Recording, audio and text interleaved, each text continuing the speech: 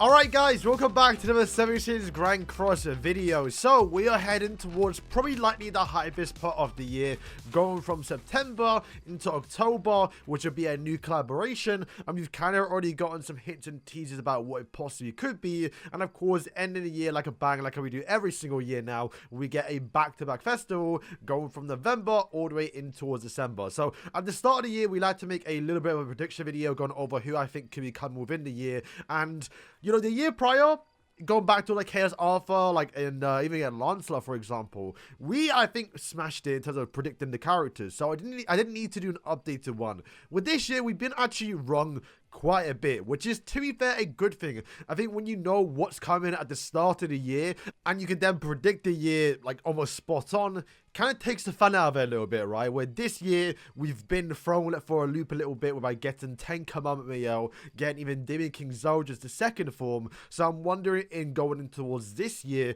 even right now we're kind of close towards the release date of these next festivals and collaborations, I wonder if we're still going to get surprised, which I guess will be a good thing. However, let's talk about it. So remember, we have 4 more big banners left of the year. At the end of this month, even though we kind of already started to get teasers what I believe is going to be the next LR character, at the end of September we should be getting a festival. Last year we didn't. We actually got Percival, so this could be a 4 Nights Apocalypse slot where we just get a 4 Nights character. But considering that, I think she's still out right now, right? We did get Gelda, who was a festival the year prior. We got Subnak, I believe it was, and she was a festival. So the fact that we didn't get a festival this time around, she's likely our cooldown period of the year. We don't get a festival at the end of the month, and instead we get a festival at the end of next month, which will be now this month at the end of September. So let's talk about who the September festival could be, then the actual October collaboration, and then of course the November and December festival. Even though we may repeat what we said a little bit in our first video at the start of the year,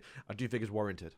Alright, so when it comes towards festivals, it's hard to predict, right? Because it's easy to look forward and say, yeah, we're kind of like sort of heading towards this part of the story mode. We can kind of get this now. Where going back and getting characters in the past is obviously a lot harder to predict, because no one, to be fair, could have predicted Demon King Zelda's the second form, or even Mael. Those characters kind of passed their point where, like, yeah, going back makes a lot of sense, right? So honestly, in terms of who this character could be, it's kind of a curveball. It could be anyone, right? It could be the Endurers, it could be Come and Go for, it could be anyone, it could be Grey Road for all we know, right? It generally could be anyone, maybe even Ironside if they want to make them a festival. Also, and this is what I'm kind of going towards the least, but we do know at one point we should be getting, you hope to think, a Ragnarok chapter or even a Catastrophe chapter. We haven't gotten one at all this year, and normally, at least the last like 2 years, we at least get one chapter within the year, right? So it's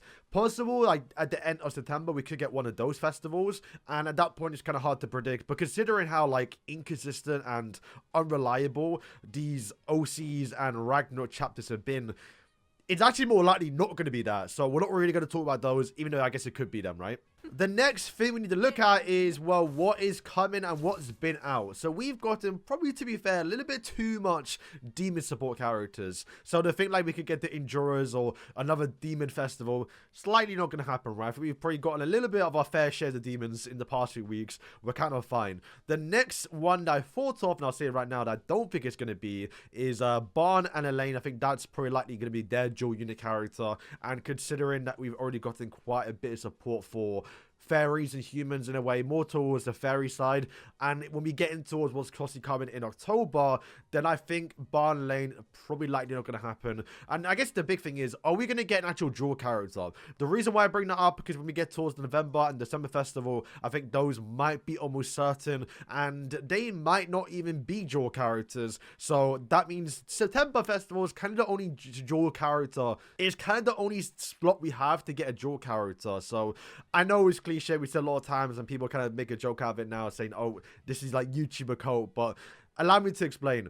Escanor and Merlin. Look, this one I think is probably likely a bit far-fetched, you could say, but also not that much, right? My main reason is because we had just gotten a new actual character for human supports, which obviously would affect Escanor because he is a human if it was a dual character for Escanor and Merlin. It could also obviously be applied towards Barn and Elaine as well. Not to say that a character that released before a festival has to support the festival coming out, but you gotta notice the patterns a little bit. I think the human team could very much do with a new a new thing to play around with. But I think my also reasoning right now is just like, I feel like at this point, we went a very long time in between each Escanors without actually getting one. So I think at this point, getting a yearly Escanor should be almost tradition, right? We haven't gotten a single Escanor. I mean, to be fair, listen, I would say if I really want to, I hope it's skinny Escanor.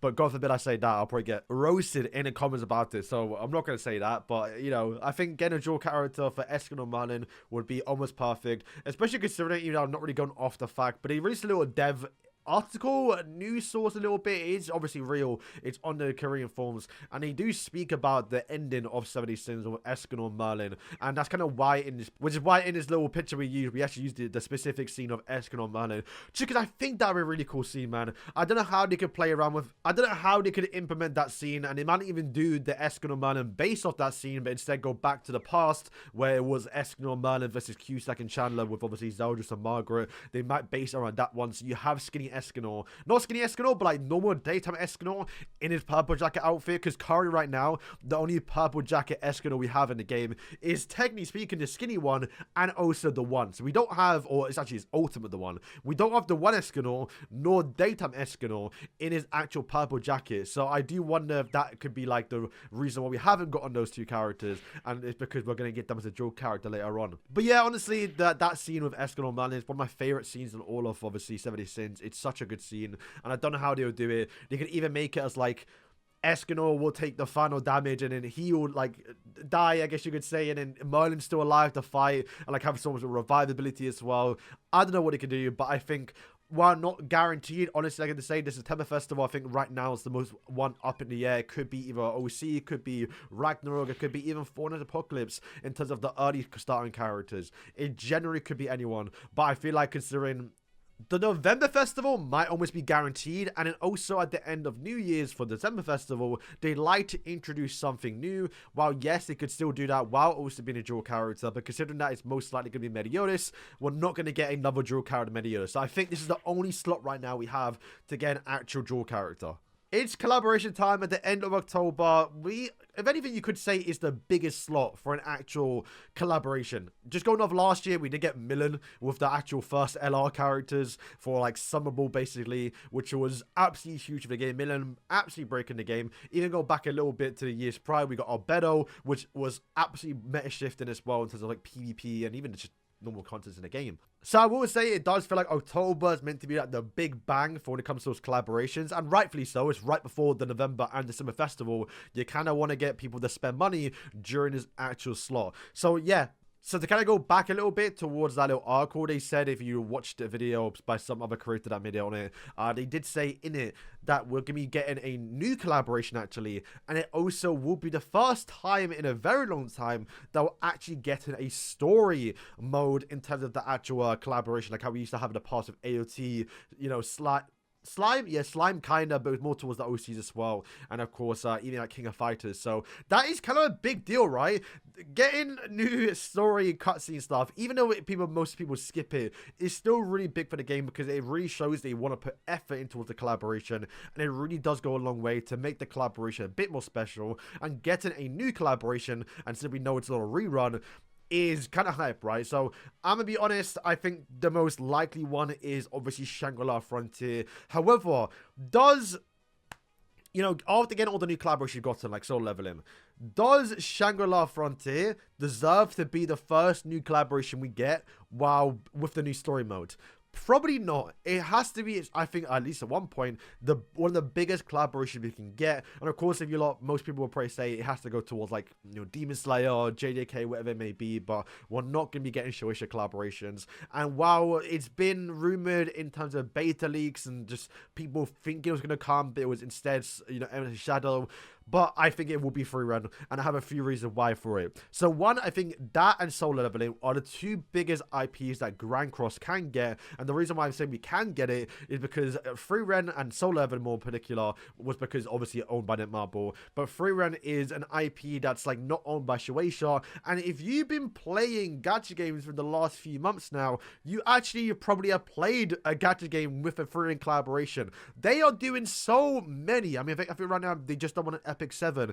They've done one on Grand Summoners, which we've got a lot of their collaborations. They've done Slime Isekai Memories. They've done so many other like monsters, just so many other gacha games, even like PUBG, for example. It really does feel like at this point that they're just giving that IP out to anyone that wants it. And I feel like Grand Cross is probably going to want it. I think there was even data mines on Soul Level and Arise that literally said they're getting a Furion collaboration.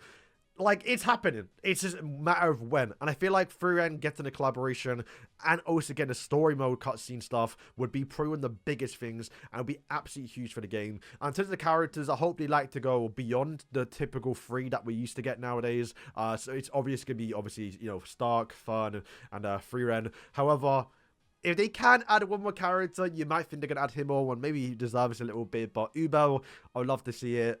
If anything, I have to wait for part 2. But yeah, that'll be a really good way to get people to spend some diamonds right before the next festival. All right, the next festival I think is almost guaranteed. It is probably likely to be Tristan. The reason why is just because it feels like, if anything, considering how much he didn't spam Fortnite's Apocalypse this year, going like, you feel like Tristan, especially after Lancelot in November last year, we should have gotten Tristan probably likely for global anniversary, and if not then at least at one point during the year, which you have yet to get. Now, granted, like I say, they could throw a little curveball a little bit and release Tristan as the September festival this month. However, and I guess if they don't do Tristan this month, that might actually guarantee that, yes, we are going to be getting Tristan in November. Only reason why I say that is because I feel like we have to get at least Tristan this year, because surely they're going too slow. Like, by this point, Origin will be out, and we need some big bang hitters, and Tristan will obviously be one of them for Fortnite's Apocalypse. And also, last year prior, it was a big thing with Lancelot. They really pushed Lancelot. If you don't remember, it was the first time Global synced up with JP. They also, for the first time in years, did sponsorships for the game, where there were actually a lot of big content creators getting ads to sponsorship with Lancelot. So I feel like at that point, November festivals should be like certified Fortnite's festivals now, like how Melee is at the end of the year. So I think, yeah, getting Tristan has to be at this point. Like, he's got to come out this year, and then maybe going in towards Global Annie next year, we can then get Gawain, because yeah, they're going too slow, man. Like, I just want to see Gawain and the Fortnite characters in the game, and we haven't even got Donnie, bro. Like, at least by the point we get hopefully Lancelot, I mean, granted, we probably get a Christmas character, but if we can squeeze in Donnie or even like Isolde, it'll be so sick, because they're just going too slow. Of course, December festival isn't Brave. They're saying we're going to get a new Meliodas. I have been saying, and I really wanted this one, is the Nemesis move Meliodas at the end of the 70 sins. He uses the combo skill with all the sins, Sacred Treasures combined, to then one-shot that actual Demon King with the 4 counters. And I did think getting a Assault Melee, a new updated version of Assault Melee, where he's got his wings, he's got different aura around him, so you can separate him from the normal Assault Melee that we have, alongside Lost Fane, because I've seen it in my actual idol videos too, because they both did the same thing. But like, the artwork features Lost Fane, both of them, and none of them have Lost Fane as an actual weapon. I feel like they're kind of taking the piss a little bit. So if we were to get an updated one, that would be cool. But considering that we just got an Assault Melee this year, it's probably likely not going to happen. So what else is there, basically? Well, if we're getting Tristan in November, the only one we have left to get is obviously the Fortnite's Melee, the one way versus Arthur, and does basically kind of a mix and match of all the characters we've got it anyway, like getting Trillion Dark Melee, because he does do that move, but basically on a normal skill rather than an ultimate. And also, I think the more important one, a full counter. Is this finally the year? After 6 years, are we finally going to get an SSR full counter Meliodas? If you don't know, it's only 2 Melies in the game that counter. It is the Revenge counter, which is not even called Revenge counter, it's called Outburst counter, and also the SR one that has full counter. But it's an SR though. How have we not gotten a Meliodas with an actual full counter? Maybe this is the year we get it. And like I did say, we are going to be getting Tristan in November to follow up with him, because obviously in the story mode as well, he does come out to help Tristan later on. That'll be, I think, perfect. And even going towards Global Anniversary, like how we got Arthur, I think Arthur was Arthur was Global Annie, so we can even get that updated version of Chaos Arthur, and then like Gawain like soon afterwards as well, like the JP Annie or Global Annie. So like there's so much they can do if they just release that Meliodas. And I did say as well that they do like to typically do something new on New Year's, whether it be like a new festival like Holy Wars, Dark Types, get any special balls like our Perk Million Ultimate S gonna have for the first time they release, and even dual characters. What are you going to do this time around? Honestly, I have no idea, but they'll probably do something just to spice it up a little bit. And, I mean, they could even have traits. That's something that I think, Idol Adventure did, where you get like a special passive, basically the same thing like how we have already in the game with like graces or even bonds with I mean, we already have talents, so is it gonna be too much to get 2 uniques basically in a talent as well? Maybe, but then again, they've not really explored too much with this space of talents, right? You've only done like what, a handful basically, and they've all been very, very basic. Maybe get a bit more freaky with it, and we can go absolutely crazy in terms of how the Melios can play. Maybe we even get like switching units, where you can switch in between like Melee and, I guess it would be Tristan, but they can't really Tristan if he's recent the prior. I don't know, but guys, that's pretty gonna wrap up my video. Thank you for watching. Sorry if this one's not as heavily edited as I used to do. It's just because I'm going on holiday in literally a few hours now, so I've got to whip out some videos, and this is one that I've been wanting to make, and I even had a few comments on my prior video asking me to make it. But of course, let me know in the comments below what actual characters you think or want to see come towards the end of the year. I think I'm pretty confident on Tristan and Melee for end of year. September, like I said today, it's a bit tricky, but like I feel like we have to get at least one more dual character this year, and I think Escanor and Merlin is probably like the best bet. And then going into towards like a new collaboration, Freeren. I would say like there's no, if we're getting story mode, if that actual statement is true, it's got to be Freeren. Like I can't think of anything else. Like, maybe like Dungeon Mesh would be cool, Fire Force would be cool, but like, do they deserve to be the first big animes that we get like a new story thing for? Nah, I feel like it has to be Freeren. So guys, thank you for watching, and yeah, peace.